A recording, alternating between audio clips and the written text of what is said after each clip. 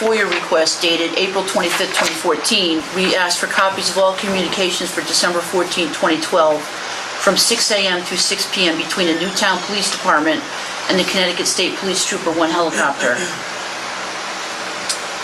Mr. Halbig testified we did not receive that. Okay. My inquiry is whether or not there is indicia in here of communications so that if they exist, then the next question would be, why do we not get them?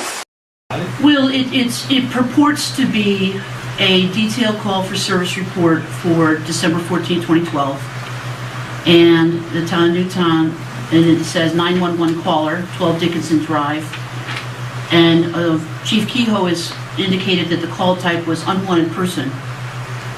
So I asked him, what does that mean? Okay.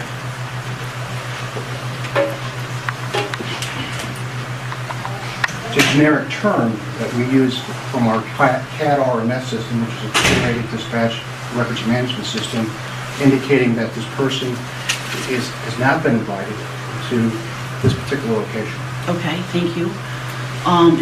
Your Honor, I'd like to put this into the record. Injection. Well, I want to understand what it is. Has that clarified whether it's an authentic document or not? Well, I'm not sure. I need further testimony. So the claim, so He's testified that this is an official that was document. provided in response to your request, right?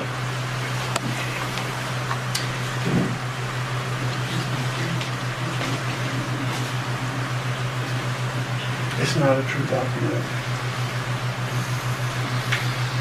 All right, so may I further hear the witness, Your Honor, as to this document?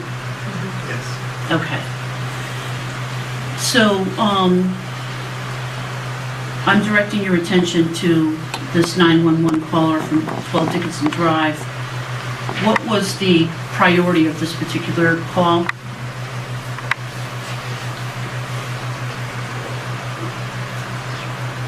This particular document says it's a medium priority.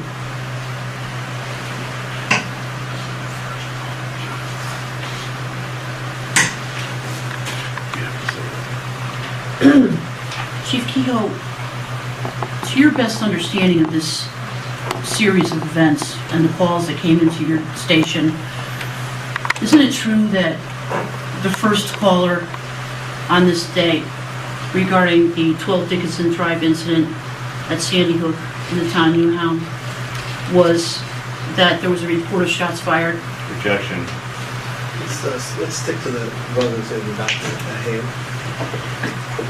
Well, it goes to the issue of whether this has been doctored and whether it's I think the document that we requested.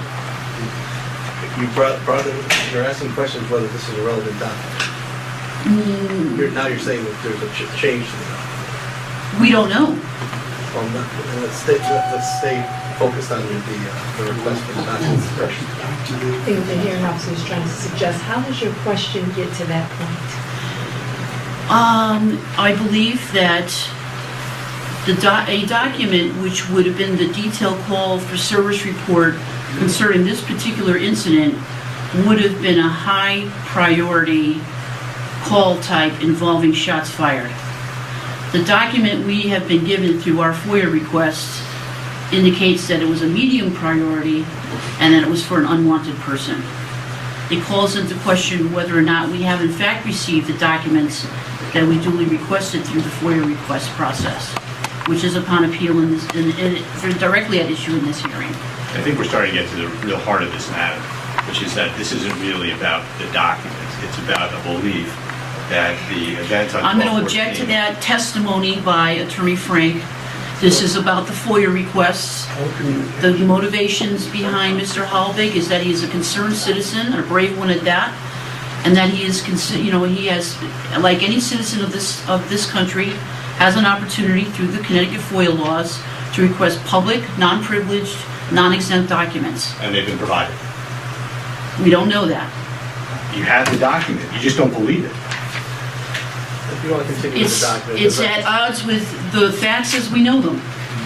I'd still like to put this in for the The commissioner's fact that we know consideration. is that 26 people were killed on Gulf Objection to 14. the Let's- first of all, untestimony of counsel. You're giving testimony now, you're Yeah. not sworn in to do so. You're also moving forward. I think that the question was whether you want this put into the record as You have an an objection? exhibit showing that, I do not have an objection if it's being offered as a document that was produced in response to FOIA. for purposes, we're going to put this in, and it's being stipulated that this is a document that you received as a response to the FOI request. That is correct, Your Honor, thank you. Yes. Chief Kehoe, do you know whether or not there are any transcripts of communications for December 14, 2012 from 6 a.m. to 6 p.m. between the Newtown Police Department and the Connecticut State Police Trooper 1 helicopter? To the best of my knowledge, there are no communications. No communications? That's right. There were no communications between the Newtown Police Department and the Trooper 1 helicopter for the state police that That's day. an answer. Her question was transcripts of communications, so you mean to say that to your knowledge there was no transcripts in communications? Well, I think that was your question. that was my question, but I think his testimony is what it is. No, I'm just reminding you you're under oath, but I'd like to ask you whether or not you know whether or not those dash cam recordings contain a date, signature, and a time stamp, as well as a listing of the police car or unit and the officer. Could you repeat the question, please? Do the dash cam videos typically contain a date stamp, a time, a unit, or an officer's name in the video? Yes. Okay. Can you tell us why there was no date stamp or time on the video shown to Mr. Helbig yesterday by your executive secretary?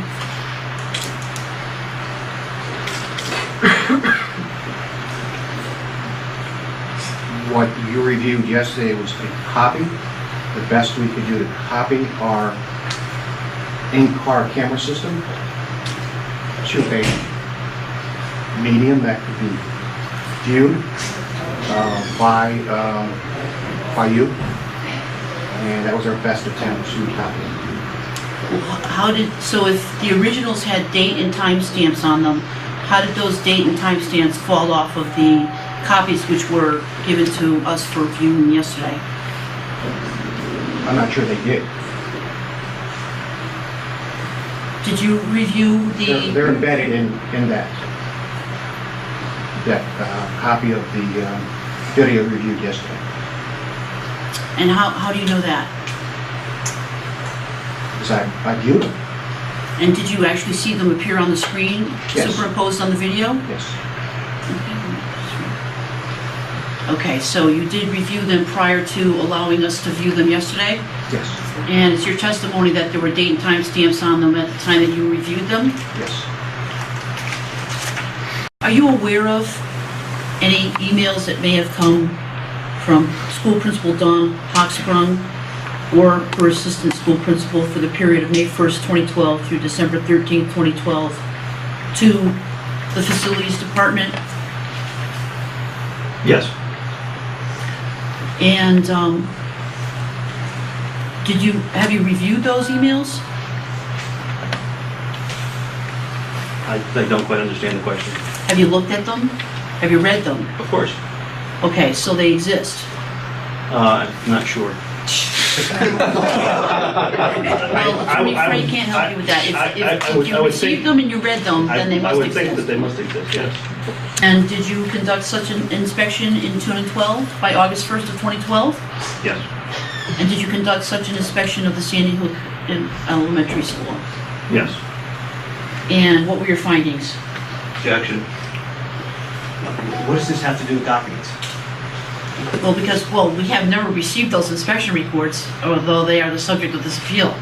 If I may direct Your Honor's attention to FIC 14-461, which has been marked as complainant's Exhibit A, constitutes the FOIA request made by former Attorney Spinella, or the former counsel, Attorney Spinella, for Mr. Halbig.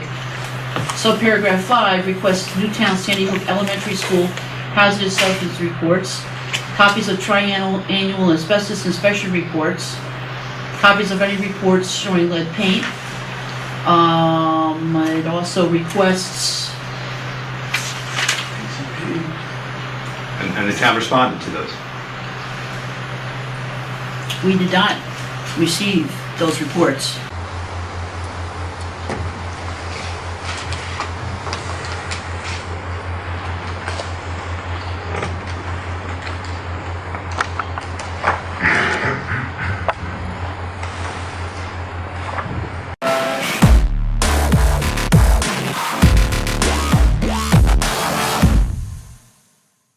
Joe Biggs, as he was attempting to go back over on the other side to talk with some of the Muslim people at this protest going on in Phoenix, said we got a text said, "I'm trying to call in, got bum rushed or got rushed." So Biggs, are you there? Can you hear us? Yeah, I'm back on the other side now. I went over there and there were some of the hipster dudes, like a lot of the Austinite-looking people. The guy's got a bunch of piercings everywhere, and he just starts going, he somehow knew that my shirt was INFOWARS and started flipping out. I wouldn't even be able to tell this is an INFOWARS shirt because they even say it on the front. It's a live free or die, and 90% of it's covered up by a vest, but the guy just started coming at me, and everyone just started screaming and pushing me out of here, and next thing you know... Well, because ISIS has a fatwa. Did you get that on video? Were you recording? Well, I was trying to call into you guys right as it happened, so... But I was called a gun nut, a stupid conspiracy theorist. Alex Jones sucks. InfoWars is stupid. We all watch Fox News. We're all retarded. Everything's a conspiracy. Just a bunch of stuff like that. Yeah, it's a huge conspiracy that ISIS, you're one of their #1 targets. But those weren't even Muslims, though. Those are just people out there the same ones that show up to Ferguson to start crap. The people over here behind me that I talked to at the fence, they've all been very cool, calm, and collective, and they're willing to speak. I mean, they've all left now for the most part, but, I mean, everyone over there, they're just a bunch of agitators who are looking for something. Yeah. I mean, it's ridiculous. I feel like that's kind of what's going to be there right now at this hour. Well, it's already clearing out now. I mean, a lot of people are starting to push. The one thing I definitely don't want to be is the only one over here when it's time to go, and everyone's over there, because they didn't seem too happy about me being here. And you were going there with somebody? Well, so who Yeah. was trying to bring you over there initially? Well, a guy who listens to the show, he goes, "Hey, man," he's like, "You want to try to get it over on the other side? I know a way to get around." And I said, "Okay." So the cops let us through, and then as soon as we went over there, the people started verbally attacking me. Then some lady came over. She looked like one of those communists. She runs over and starts grabbing the cops and goes, "This guy's starting stuff, get him out of here." I'm like, all right, I'm just over here being peaceful, saying, "Hey, why are you out here? What's going on?" And then it just immediately got bum rushed by people. So definitely not peaceful, but I'm sure tomorrow when you flip on Fox News, it'll say everybody over here on this side is a bunch of gun nuts and everybody on the other side was very peaceful, which definitely is not the situation. Yeah. And the same thing happened when Jakari tried to ask one of those communists a question. He said, "Don't be aggressive." Well, all he did was ask him a question. Oh my gosh. Yeah. The humanity. Well, and it's crazy because you wonder if the mosque there, are those people speaking on their behalf, or did they just show up, and so that's kind of their own personal agenda they're pushing here. Because you thought you were going to go be able to speak to the other side, to those on the Muslim side, but I think that all those people are probably gone. I mean, they were there for their prayer, like the guy said. Yeah. Now it's just a bunch of people who just want to literally just argue back and forth and bicker. Right. It's pretty much ridiculous right now. I mean, what's going on? Both people arguing stupid points that don't really even matter, that are just completely against the fact of why this is happening. Right. Well, that's why I think the leader of the event already kind of rolled out, and the people that were there for the right thing. And then you have, some people there are really aggressive, but they're fighting with the wrong people. They're just provocateurs there. Are people still open carrying out there? Yeah, me. You're the only one? Pretty much. I mean, that guy took all his people with him, so he had about Yeah. 20 or 30 people around him, and they're all gone. So now I'm pretty much alone.